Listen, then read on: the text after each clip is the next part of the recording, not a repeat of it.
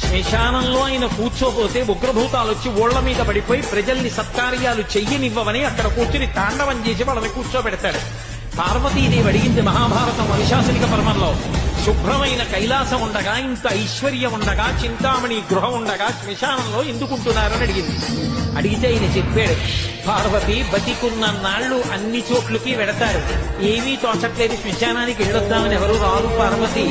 నేనంతవాడినంటాడు, పొరుగ్గా ఉన్నానంటాడు, తెల్లగా ఉన్నానంటాడు, పండితుడినంటాడు, పద్యాలు నాకు నోటికొచ్చంటాడు, ఉపన్యాసం చెప్పగలనంటాడు, నాకు పాటలు వచ్చంటాడు, నేను నాట్యం చేస్తానంటాడు, నేను అధికారినంటాడు, నా దగ్గర డబ్బు ఉందంటాడు, నేను పాట పాడగలనంటాడు. ఇన్ని ఉన్నాయనుకున్న వాడిలోంచి ఊపిరి బయటికి వెళ్ళిపోయిన తరువాత వాడిని తీసుకెళ్లి 4 కొత్త కర్రల మీద పడుకోబెట్టి చాప చుట్టి తాడు కట్టి పైన నూలు బట్ట కప్పి తీసుకొచ్చి అన్నీ తీసేసి కర్రల మీద పడుకోబెట్టి కాల్చేస్తుంటే జీవుడు లేచి నిలబడి పుర్రె పగిలిపోయిన తరువాత కన్న కొడుకు కూడా స్నానం చేసి వెళ్ళిపోతుంటే చీకటి పడిపోయాక, అయ్య బాబోయ్ చుట్టూ ఉగ్రభూతాలు, నా వాళ్ళన్న వాళ్ళు లేరు, వీళ్ళని నమ్ముకున్నాను, ఒక్కడు లేడని ఏడుస్తుంటే నేనున్నాను రా అని చెప్పడానికి నేను కూడా లేకపోతే చచ్చిన వాడు 1000 మాటలు చచ్చిపోతారని అక్కడ ఉన్నారు పార్వతి.